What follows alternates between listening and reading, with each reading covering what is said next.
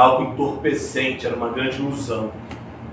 Talvez o que eles estavam vendo no começo, o que nós estamos vendo hoje, já de uma forma disseminada, que é essa ideia errada do triunfalismo, de que as coisas sempre darão certo, entre outras coisas, porque eles viam na religião aquele tapinha nas costas.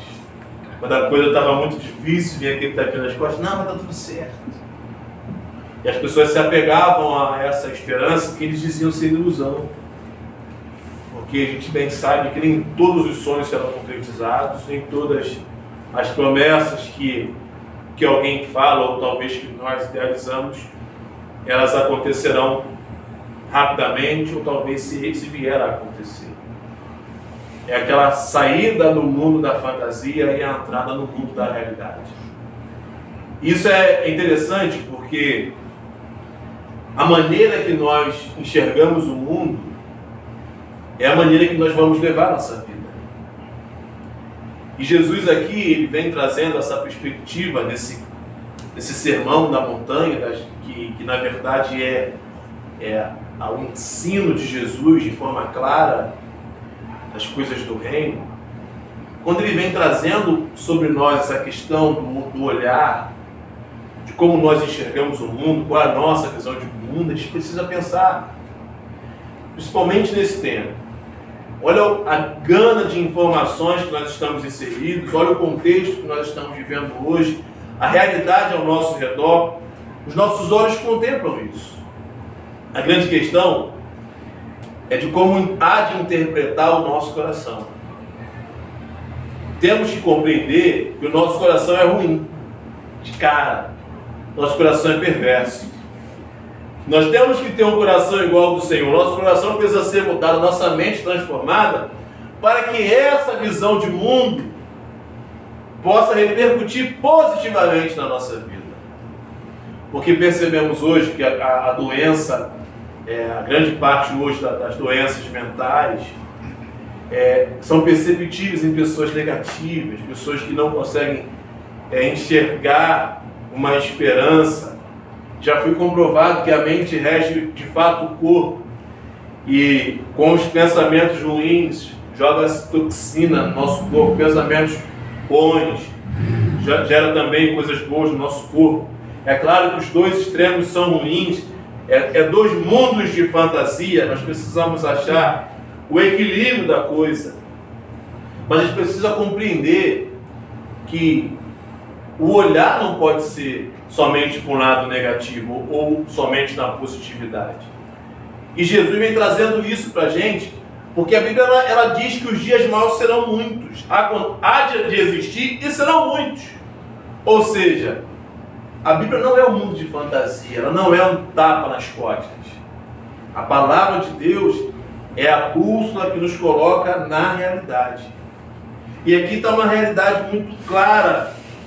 E eu acredito, por ser início do ano, por tudo aquilo que nós já projetamos para viver, os nossos planos e projetos, eu acredito que uma palavra como essa pode ser muito importante no decorrer desse ano, se assim o Senhor Deus nos permitir. Porque ele chega ensinando o seguinte: a lâmpada do corpo são os olhos, é a porta de entrada. Eu estou vendo vocês estão vendo a mim, nós estamos vendo as circunstâncias, mas a lâmpada do corpo são os olhos. É uma analogia bastante interessante. O teu corpo que você vê, como você interpreta, como você enxerga e olha, vai dizer de fato como vai ser o seu ser.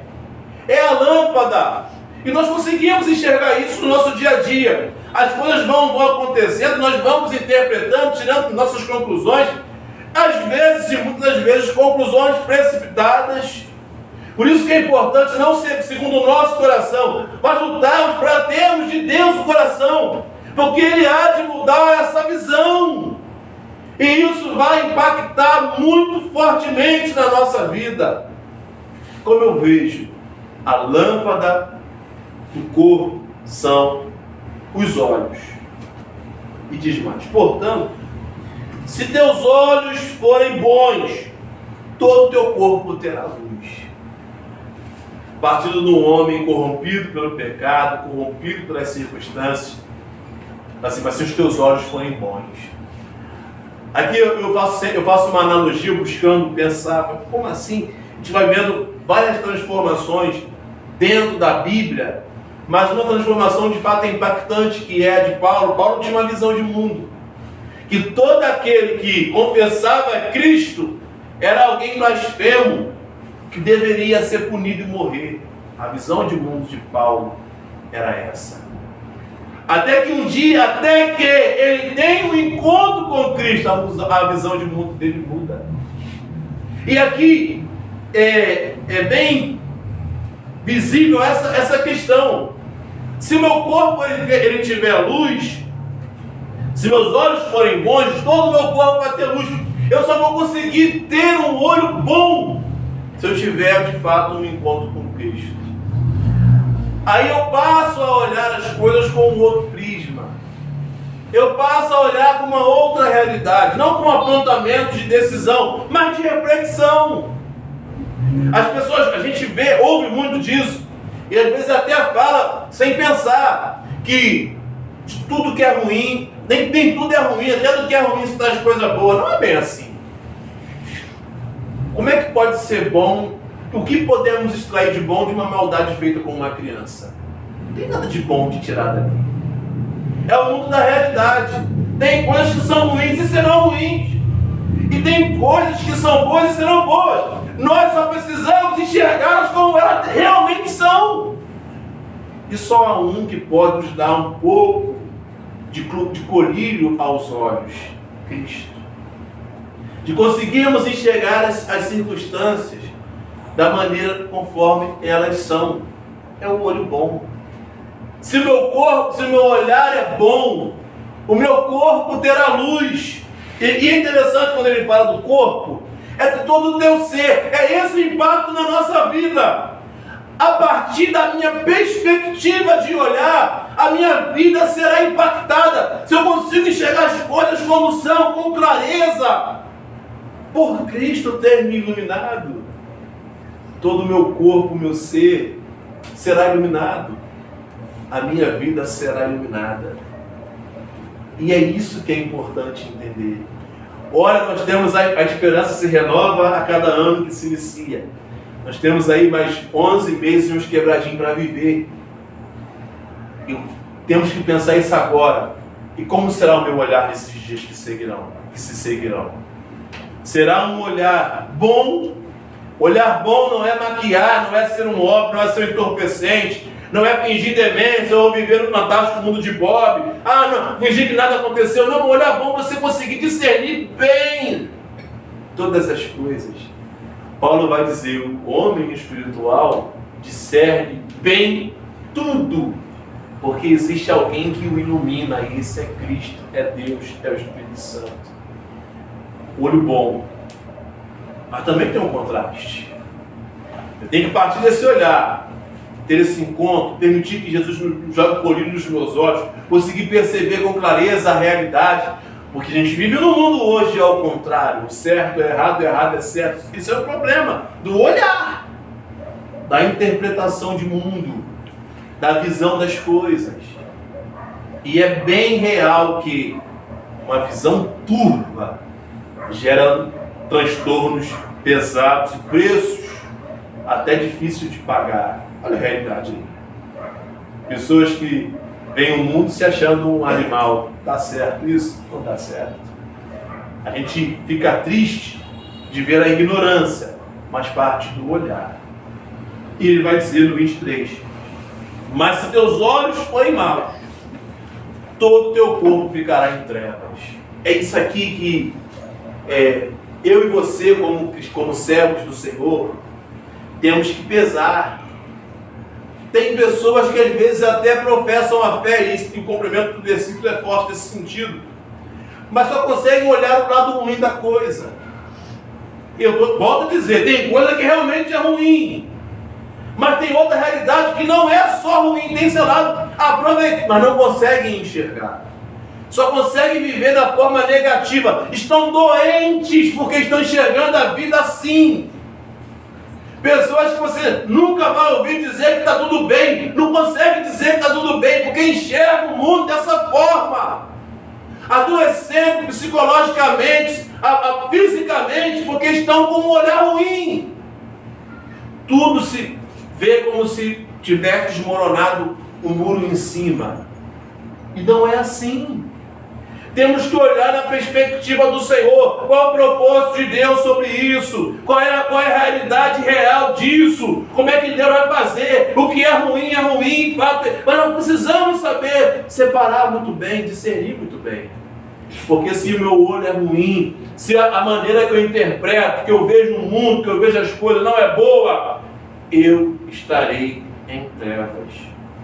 Tanto, eu disse a questão de saúde, mas também questão de vida. Se a minha vida ela vai ser iluminada com o meu bom olhar, ela vai ser entenebrecida com o meu olhar ruim. Aí não adianta vida religiosa, não adianta nada, porque a visão de mundo é ruim. As consequências serão ruins, os passos serão ruins, as decisões serão ruins. O que vai gerar são as reclamações. E tem pessoas que estão reclamando da vida, porque infelizmente estão com um olhar ruim. Se os teus olhos forem ruins, maus, aí eu entendo que, se for partir do que é humano, do que é eu e você, sempre será ruim, sempre será mal. Porque meu coração é mau. Está escrito. Por isso que Cristo precisa trazer-nos luz. Por isso que Cristo precisa nos encontrar e nós nos rendermos a Ele, para que o nosso olhar mude. Eu olhava desse jeito, mas eu consigo olhar de uma outra forma. Aí a coisa começa a avançar. Você consegue compreender que vale muito da gente do que do outro? As pessoas ficam naquela de: minha vida está ruim por causa de fulano. Não é por causa do teu olho. É por causa da tua visão. É porque você só olha assim. É claro que tem gente ruim que também contribui, não estou dizendo isso. Vamos para a realidade. A realidade é assim. Mas nós não podemos simplesmente achar, culpar o outro. A porção maior é do nosso modo de ver o mundo. As coisas que estão ao nosso redor. Não sei se vocês conseguem perceber. Olha o mundo de distrações que nós estamos inseridos. Tudo isso tem um propósito. Nos fazer sair da realidade. Começar a fugir dessa vida de encontro com Cristo. Consequentemente, tudo que eu passar o meu olho para ver, eu vou ver da forma errada. Interpretar errado, pagar o preço por isso. Então, se o teu olho for ruim, for mal, se for humanamente, será mal. Eu sempre vou desconfiar do semelhante. Eu vou sempre culpar o semelhante. Eu vou sempre ver o lado ruim do semelhante. Mas com um olho bom, eu consigo enxergar o meu espaço. Eu consigo enxergar a minha maldade, o meu delito. Eu consigo ver com clareza, porque Cristo ilumina. E ele vai terminar o versículo, e eu acho que é o alerta maior até para a gente. Porque tem versículos que nos colocam na berlinda. Aquele que está de pé, ore para não cair. Você que pensa ser espiritual, pense isso 2 vezes.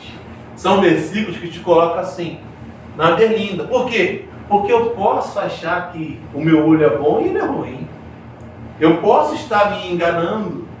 Eu posso estar me sabotando. Achar que estou por cima, mas na verdade não estou. E é uma situação até fácil de compreender. Como está a nossa vida? Qual o fruto que colhemos dessa nossa estadia aqui? É o olho.